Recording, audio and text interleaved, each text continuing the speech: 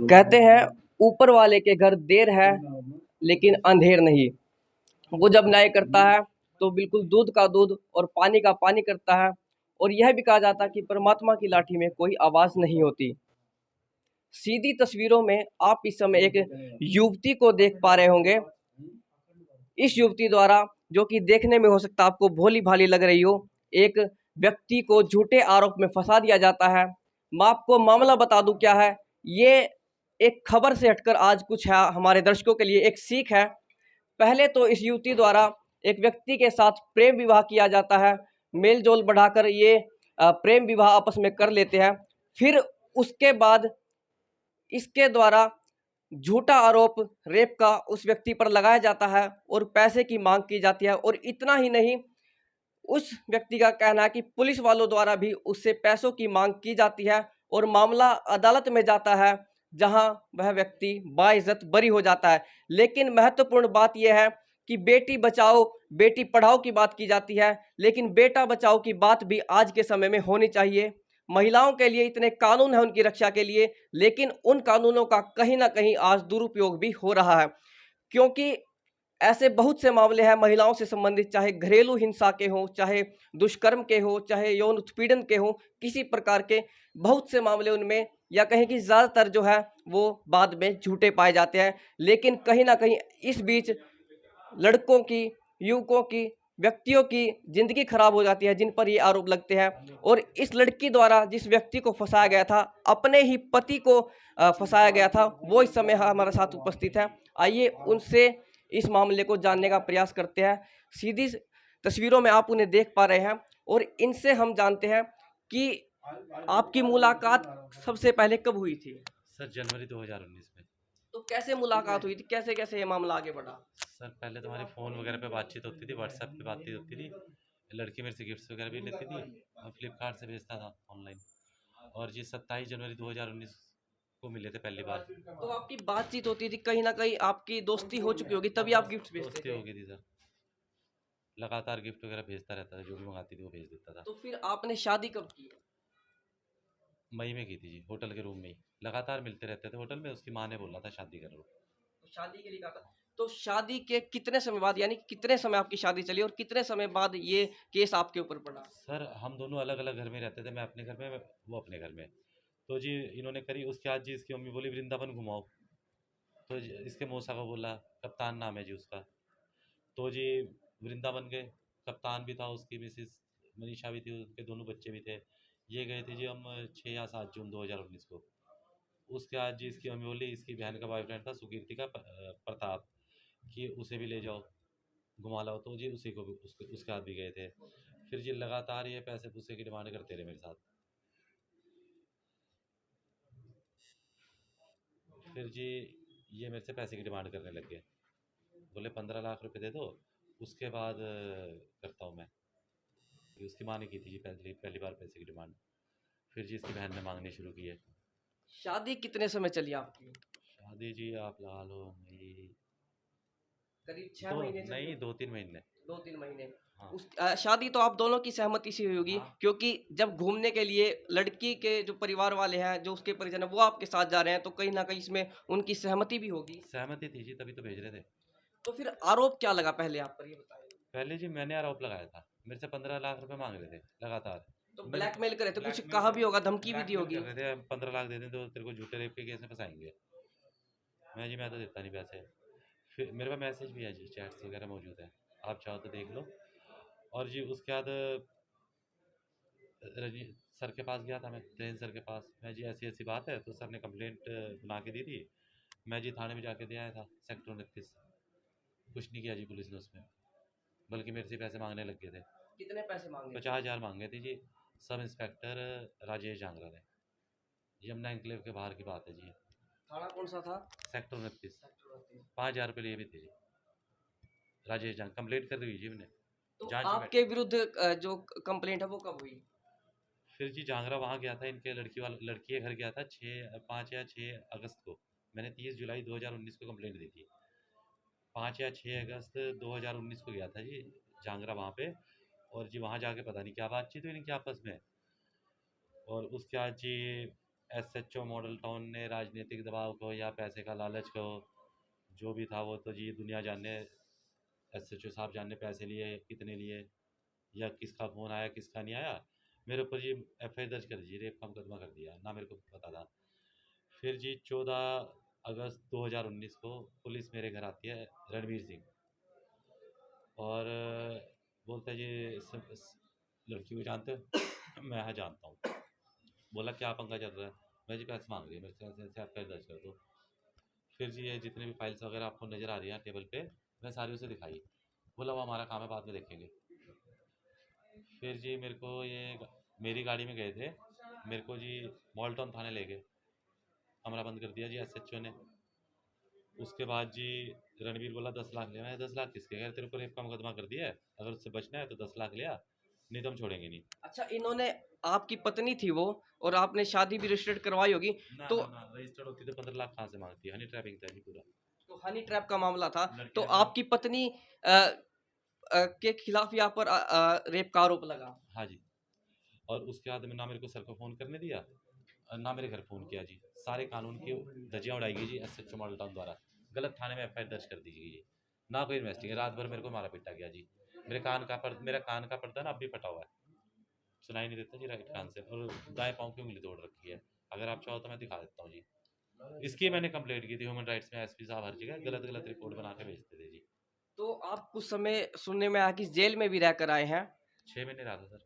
तो उसके बाद कोर्ट में भी ये केस गया हुआ, तो कोर्ट द्वारा क्या निर्णय दिया गया इस पर? नहीं, जेल से आने के बाद तो त्रेन सर ने एफआईआर दर्ज करा दी थी लड़की के ऊपर कोर्ट के माध्यम से। त्रेन सर लगातार कंप्लेंट लिख रहे थे हायर अथॉरिटीज़ को, लेकिन पुलिस कुछ भी नहीं कर रही थी।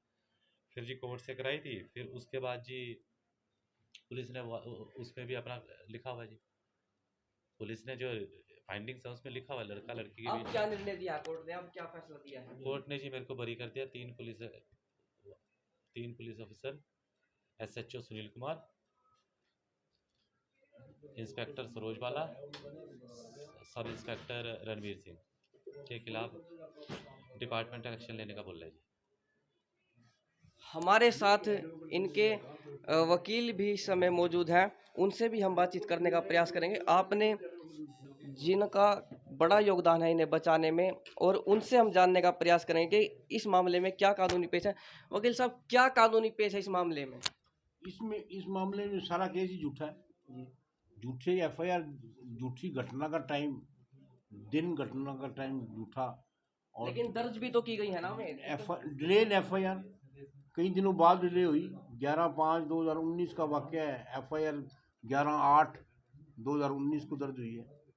तो 3 महीने बाद एक लड़की कोर्ट में, थाने में, और गलत थाने में जाकर ये दरख्वास्त दे दे कि मेरे साथ नशे की चीज़ पिलाकर और मेरे साथ रेप किया है, तो वैसे भी वो बात सच्ची नहीं है। जिस दिन उसके साथ अगर कोई हादसा हुआ था तो उसी समय थाने जाती, अपने माँ बाप को लेके जाती, अप्रोच करती, तो थाने में तो गई नहीं। थाने में तब गई जब राकेश ने उनके खिलाफ मुकदमा दर्ज करने के लिए सेक्टर 29 में दरख्वास्त दी थी। तो सेक्टर 29 की तफ्तीश चल रही थी, तो उसमें जो थानेदार साहब थे वो इनके घर गए। ये लड़की ने अपने 164 के बयान में माना है, 164 सीआरपी के तहत लड़की के कोर्ट में बयान जब हुए, लड़की ने ये कहा है कि 5/8/2019 को थानेदार साहब हमारे घर आए, उन्होंने बताया कि ये मुकदमा इसने दर्ज करने की दरख्वास्त दी है। तब हमने जाकर कोर्ट में, थाने माल्टर में जाकर दरख्वास्त दी। तो अब कोर्ट के फैसले के अनुसार क्या कार्रवाई जो है उन पर होगी, और क्या आरोप लगे हैं जो पुलिस अधिकारी हैं? कोर्ट, जो पुलिस अधिकारी ने, उन्होंने इन्वेस्टिगेशन को कानून के अनुसार नहीं किया, कानून की अवहेलना की, ना ही देखा, और एक तरफा लड़के को बस झूठा डालने के लिए चक्कर में मुकदमा दर्ज करके चालान बना कर दे दिया। हमने उनको प्रार्थना भी की, उच्च अधिकारियों को, आईजी, डीआईजी, डीजीपी साहब को, सीएम साहब को, सब जगह दरखास्तें दी, पर कहीं भी कोई सुनवाई नहीं हुई। किसी ने कोई हमें पूछा तक नहीं कि क्यों मुकदमा दर्ज हुआ, क्यों गलत हुआ, थाना क्यों गलत है, किसी ने नहीं पूछा। हमने कोर्ट में भी उनसे सवाल किए कि आपने ये मुकदमा यहाँ क्यों दर्ज किया। वो कहते हैं हम तो डिस्ट्रिक्ट में कहीं भी दर्ज कर सकते हैं, जबकि कानून ये है कि अगर किसी थाने में हालात मुकदमा वाक़यात नहीं है तो 0 एफआईआर दर्ज की जाएगी। 0 एफआईआर दर्ज करके दूसरे थाने में जहां वाकया हुआ है वहां भेजी जाएगी। इस बात का सरोज थानेदारनी को पता था कि जो अक्रस रॉयल होटल में हुआ दिखाया गया है वह थाना सेक्टर 29 में है, और 29 के सेक्टर थाने का मुकदमा जो है उन वहाँ दर्ज ना करके यहाँ माल्टा में दर्ज कर दिया, और पुलिस ने उस मुकदमे को अपना चालान बना के कोर्ट में दे दिया। अब कोर्ट में लड़की भी आई, लड़के के फादर भी आए, और थानेदार भी आए तीनों, और डॉक्टर साहब भी आए, सबसे सवाल जवाब हुए, और इनसे थानेदारों से जो उनकी लैब थे वो सारे हमने कोर्ट्स में दिखाए जज साहब को। जज साहब ने उनको देखा जजमेंट में, और जज साहब ने क्लियर उन्होंने जजमेंट दी है जो कि एक लैंडमार्क जजमेंट है, ऐसी लड़कियों के खिलाफ भी और ऐसी पुलिस के खिलाफ भी। जो जज साहब ने क्लियर लिखा है कि इसमें पुलिस ने हर प्रकार से इन्वेस्टिगेशन को प्रॉपर नहीं किया, और ना ही उन्होंने इसलिए इनको दोषी पाया पुलिस वालों को भी, क्योंकि एट दिस स्टेज जज साहब इनके खिलाफ कोई कन्विक्शन का या कोई ऑर्डर नहीं कर सकते। ये डिपार्टमेंट इंक्वायरी शुरू करने के ऑर्डर कर दिए हैं। अब एसपी साहब इसकी डिपार्टमेंट इंक्वायरी करेंगे। उस डिपार्टमेंट इंक्वायरी में ये जो जजमेंट है ये पुख्ता सबूत वहाँ हेल्पफुल रहेगी उन पुलिस अधिकारियों को दोषी डिक्लेयर करने के लिए। ये जो कागज है ये जजमेंट है, ये जजमेंट है। अच्छा, जो झूठा मुकदमा दर्ज करवाया गया है वो भी इतना बड़ा कि बलात्कार का दर्ज करवा दिया बलात्कार गया, का, हाँ जी। तो कहीं ना कहीं जो फंसाने का प्रयास उन्होंने किया, क्योंकि ये सच साबित हो जाता तो बड़ी कार्रवाई इन पर होनी थी। अब उन पर क्या कार्रवाई होगी जिन्होंने इतनी बड़ी जो है इनके साथ धोखाधड़ी की है और इतना बड़ा आरोप लगाया। पुलिस उसके लड़की वालों के खिलाफ तो हमने मुकदमा किया ही हुआ है। अब हम जो कि पुलिस ने जो जज साहब ने एफआईआर दर्ज की थी 68 नंबर, अब हम उसमें अब नेक्स्ट मंडे को ही एसपी साहब को एक रिक्वेस्ट करेंगे कि उस केस की दोबारा इंक्वायरी करके चलान 173(8) में अदालत में दिया जाए, ताकि लड़का अपना कानून के अनुसार न्याय पा सके। हम अपने सबूत, अपनी गवाही उस कोर्ट में लड़की के परिवार के खिलाफ पेश करेंगे, उसको कानून के अनुसार चलाएंगे, जो वहाँ से न्याय होगा उसके अनुसार चलेंगे। किन किन धाराओं के तहत उन पर जो है कार्रवाई होती है या किन किन धाराओं के तहत उन पर होनी चाहिए? ये हमने एफआईआर में धारा लगाई हुई है। ये एफआईआर नंबर 68 है, डेटेड 27/2/2021, जो ज्योति ग्रोवर मैडम जज साहब की अदालत आदेश से दर्ज हुआ था, जो धारा है 383, 420, 506, 511 का मुकदमा दर्ज है। उसके अनुसार अब कार्रवाई चल रही है, अब उसको भी चलाएंगे, और इसके पुलिस के खिलाफ एसपी साहब सामने सबूत पेश होंगे, और फर्दर भी इन डिफाल्टी पुलिस अफसरों के खिलाफ कानून के अनुसार कार्रवाई करेंगे और इनको दोषी हद तक पहुंचा के छोड़ेंगे। देखिए, वकील जो है उनसे भी हमने जानने का प्रयास किया, और ये देखिए आप कुछ कागजात देख सकते हैं, पोथी सी बनी हुई है।